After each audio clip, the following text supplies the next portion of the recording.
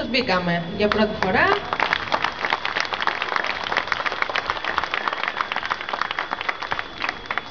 Και έτσι έγινε το δεύτερο σπίτι μας εδώ. Ένα σπίτι έχουμε στην Αθήνα και ένα σπίτι έχουμε εδώ. Να ερχόμαστε τα καλοκαίρια και όχι μόνο. Γιατί σκοπεύουμε να ερχόμαστε και το Πάσχα και τα Χριστούγεννα.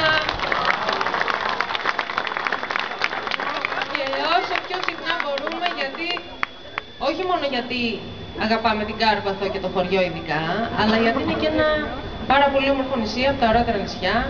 Είναι πολύ ωραίος ο τόπος μας και όπως είπαν και οι φίλοι μου εδώ, τους ευχαριστώ πάρα πολύ για την υπέροχη μαντινάδα. Ήταν πραγματικά πολύ συγκινητική, δεν έχω λόγια. Είμαι πολύ περήφανη για την καταγωγή μου όντως και δεν θα ξεχάσω να έρχομαι και να ξανάρχομαι, έτσι όπως μου είπατε.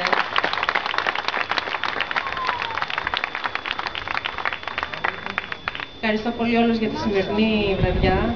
Είναι πολύ συγκινητική και πολύ τιμητική. Και θέλω να κλείσουμε έτσι με τραγούδια. Να πούμε έτσι 2-3 τραγούδια. Να μην σας κουράσουμε άλλο με πολλά λόγια. Επιγραμματικά τα είπαμε.